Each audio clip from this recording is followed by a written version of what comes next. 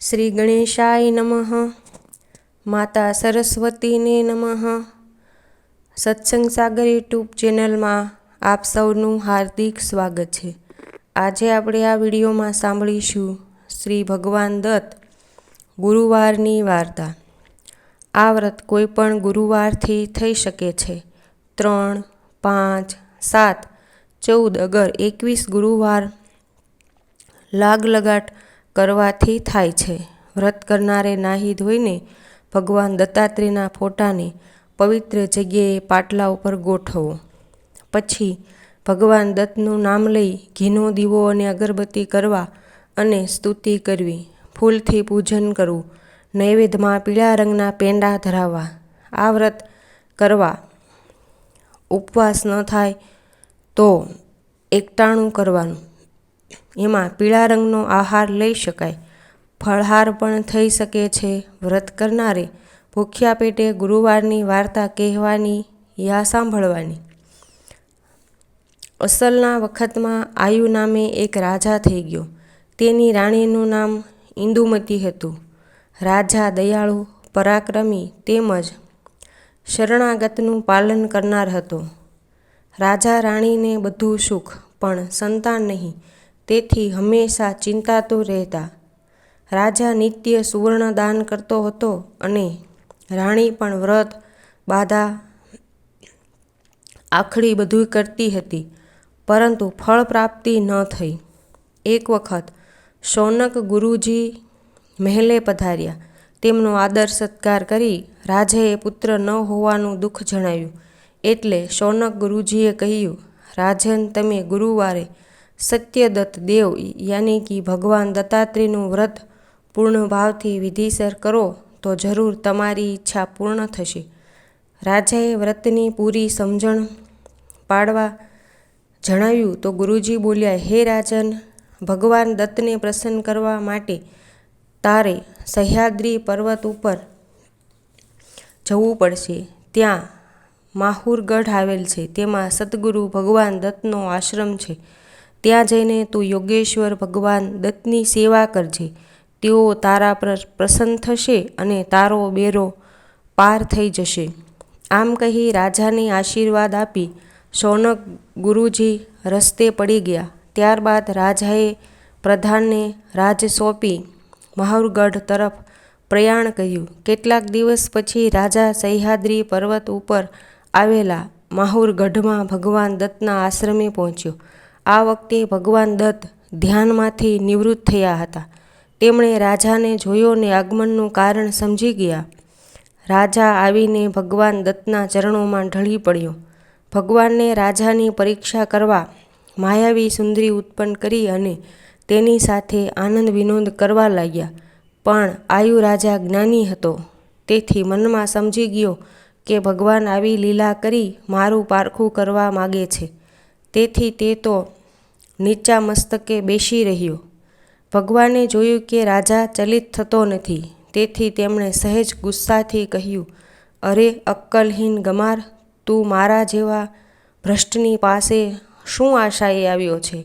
કોઈ સંત પુરુષની પાસે જા તો તારી ઈચ્છા પૂરી થાય. આમ ભગવાને રાજાને ઘણીવાર ધૂતકારી કાઢ્યો, પણ રાજા ડગલુંએ હઠ્યો નહીં. એમણે ભગવાનના મનમાં થયું કે રાજાની ભક્તિ સાચી છે, તેથી તેમણે માયાવી લીલા સંકેલી લીધી. સમય પાણીના રેલાની જેમ વહેવા લાગ્યો. રાજા ભક્તિ સેવા કરે જ જતો. એક દિવસ ભગવાન તેના પર પ્રસન્ન થયા અને વરદાન માગતા કહ્યું તો રાજાએ પુત્રની માંગણી કરી. ભગવાને રાજાના હાથમાં પ્રસાદ મૂકતા કહ્યું, હું તને આ પ્રસાદ આપું છું, તે તારી રાણીને ખવડાવજે. તેનાથી તને એક પ્રભાવશાળી પુત્ર ઉત્પન્ન થશે અને તે એવો પ્રભાવશાળી થશે કે ભલભલા રાક્ષસોને સંહારશે. આ સાંભળી રાજાને હર્ષ થયો. પછી ભગવાને તેને આશીર્વાદ આપ્યા અને કહ્યું, હે રાજન, જે કોઈ વિધિપૂર્વક સત્યદેવનું વ્રત કરશે તેની મનોકામના પૂર્ણ થશે. રાજા પોતાના રાજ્યમાં પાછો ફર્યો અને રાણીને પ્રસાદ આપ્યો. રાણીએ ભગવાન દત્તનું સ્મરણ કરી આરોગ્ય. રાણીને ચડતા દિવસો થયા. સવાર સાંજ સત્યદત્ત દેવનું સ્મરણ કરીને તે આનંદમાં દિવસો પસાર કરતી. હવે આ અરસામાં કાંચનનગરમાં હુંડ નામનો એક રાક્ષસ ઉત્પન્ન થયો હતો. તે એવો પરાક્રમી હતો કે દેવો પણ એનાથી થરથરતા હતા. આ હુંડ રાક્ષસે એક શિવકન્યા મેળવી તેની સાથે લગ્ન કરવા રંજાડવા માંડી. એટલે શિવકન્યાએ ક્રોધ ભરાઈને તેને શાપ આપ્યો કે હે દુષ્ટાત્મા, થોડા સમયમાં આયુ રાજાને ત્યાં પુત્ર જન્મશે, તે તેને મારશે. આ સાંભળી હુંડ ગભરાયો, કારણ કે સતીનો શાપ મિથ્યા થાય નહીં. તે તો પોતાની માયા શક્તિ વડે પળવારમાં આયુ રાજાના મહેલે પહોંચ્યો ગયો. બરાબર આ સમયે ઇન્દુમતી રાણીએ પુત્રને જન્મ આપ્યો હતો. હુડ રાજાએ જન્મેલા કુંવરને મારી નાખવા વિચાર કર્યો. ત્યારે અહીં રાજાએ જ્યોતિષી પાસે કુંવરના જોશ જોડાવ્યા. જ્યોતિષીએ કુંડળી કાઢી ગણતરી કરીને કુંવરનું ભવિષ્ય ભાગતા કહ્યું, મહારાજ, અતિ ઉત્તમ એવા રાજયોગમાં કુંવરનો જન્મ થયો છે. તેથી આગળ જતાં તે પરાક્રમી રાજા બનશે. પરંતુ તેના બચપણમાં ચિંતા થાય એવો યોગ છે, કહી જોશી ગયો. કુંવરની આપત્તિ ટળે તે માટે રાજાએ ભગવાન દત્તની ભક્તિ કરવા માંડી. આ બાજુ હુંડ રાક્ષસ જે મહેલમાં ભરાઈ બેઠો હતો તે કુંવરને મારી નાખવાની યુક્તિ શોધી રહ્યો હતો. તેણે રાણી પાસે સૂતેલા કુંવરને ઉઠાવ્યો અને તે આકાશ માર્ગે ઉઠીને કાંચનનગરમાં પોતાના મહેલે પહોંચી ગયો. આયુ રાજાના મહેલમાં રાણી તથા દાસદાસીઓ ઊંઘતા હતા. તેમને આ વાતની ખબર ન હતી. કેટલીક વારે રાણીએ જાગીને જોયું તો પડખે સૂતેલો કુંવર ન મળે. તેણે બૂમાબૂમ કરી એટલે દાસદાસીઓ દોડી આવી અને બધા ચારે બાજુ કુંવરની તપાસ કરવા લાગ્યા. રાણીના આંસુ સુકાતા ન હતા. તે દત્ત ભગવાનનું સ્મરણ કરી કહેવા લાગી, હે ભગવાન, આપની કૃપાથી ખોળાનો ખુંદાર મળ્યો છે, પરંતુ તે મારી પાસે ન રહ્યો. મને ક્યાં પાપનું આ ફળ મળ્યું? દત્તને પ્રાર્થના કરતો રાજા પણ ગુમ થયેલા કુંવરને સંભાળીને આક્રંદ કરવા લાગ્યો. ત્યાં તો નારાયણ નારાયણ કરતા નારદજી મહેલમાં આવી પહોંચ્યા. રાજાએ તેમને આસન પર બેસાડી પૂજન કર્યું. પછી કુશળતાના સમાચાર પૂછી કહ્યું, મુનિવર, ભગવાન દત્તની કૃપાથી પુત્ર રત્નનું ફળ મળ્યું હતું. તે પુત્રને એકાએક કોઈ ઉપાડી ગયું છે, તેથી અમો દુઃખી થઈ રહ્યા છે. નારદજીએ કહ્યું, રાજન, તમારા પુત્રને હુડ રાક્ષસ મારી નાખવાની આશાએ ઉઠાવી ગયો છે, પરંતુ તેને મારવામાં સફળતા મળી નથી. દત્તકૃપાએ તમારો પુત્ર આબાદ ઉગરી ગયો છે. અત્યારે તે વશિષ્ઠ ઋષિના આશ્રમમાં છે અને ત્યાં સુખરૂપ ઉછરી રહ્યો છે. રાજાએ વશિષ્ઠ ઋષિના આશ્રમે જવાની વાત કરી તો નારદજી બોલ્યા, ત્યાં જવાની જરૂર નથી. કુંવર મોટો થતાં હુડ રાક્ષસને મારીને તમારી પાસે હેમખેમ આવી પહોંચશે. એ વખતે એકલો જ નહીં, પણ તેની સાથે રૂપરૂપના અંબારસમી કન્યા પણ હશે અને તે કુંવરી તમારું રાજ ચલાવશે. જેના ઉપર દત્ત ભગવાનની કૃપા હોય તેનો કોઈ વાળ પણ વાંકો કરી શકતું નથી. આમ રાજાને આશ્વાસન આપી નારદજી ચાલ્યા ગયા.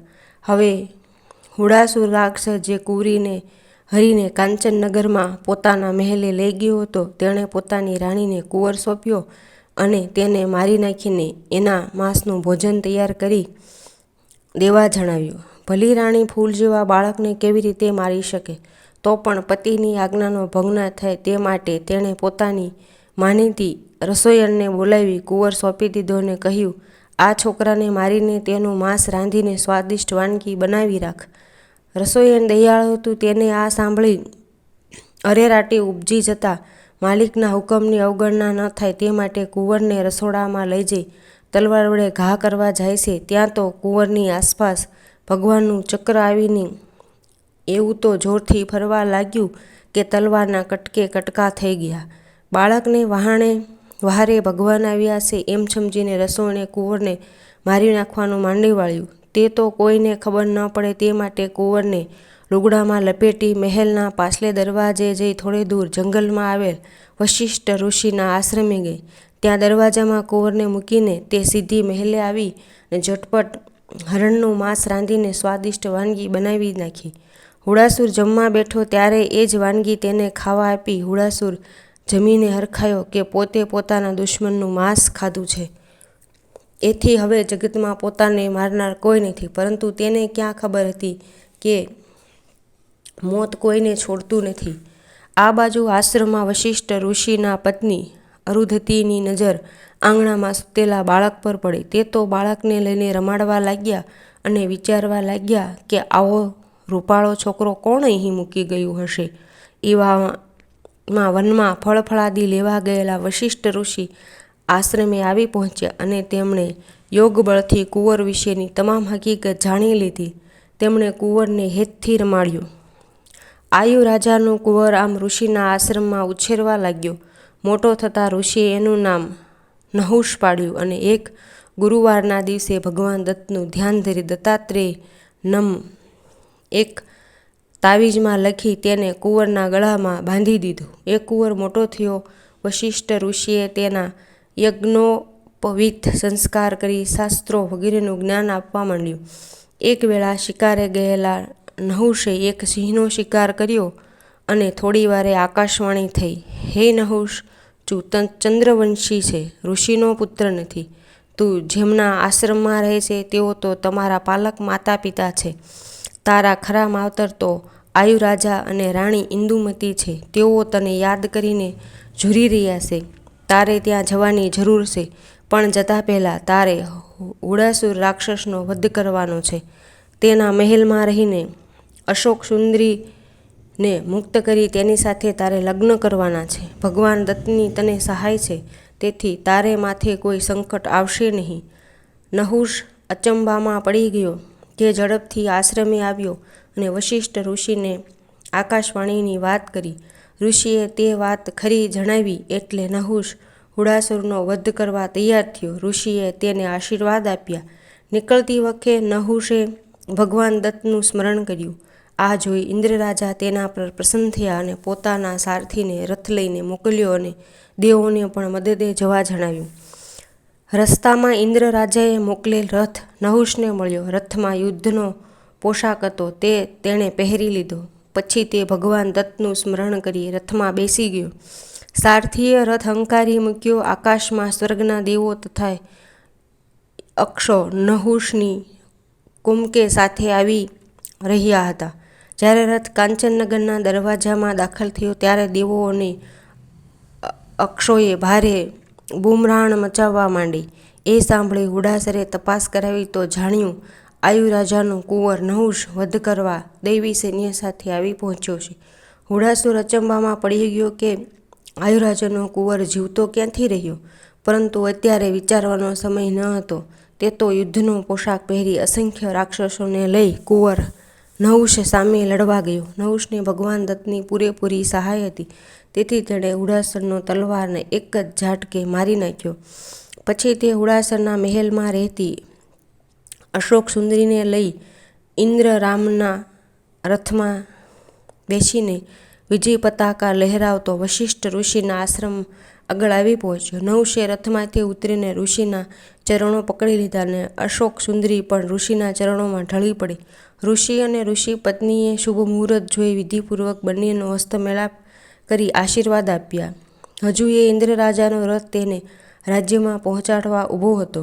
નહુષ તેની પત્ની અશોક સુંદરીને લઈ રથમાં બેઠો અને સારથીએ રથ હંકારી મૂક્યો.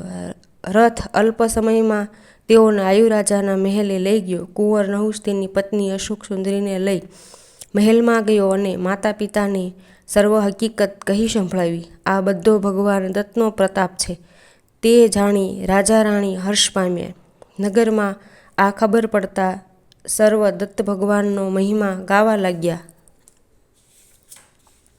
થોડાક દિવસ બાદ ઘણી જ ધામધૂમ સાથે નહુષ કુંવર રાજગાદી પર બેઠો અને રાજા રાણી ભગવાન દત્તની ભક્તિમાં જીવન વિતાવવા લાગ્યા.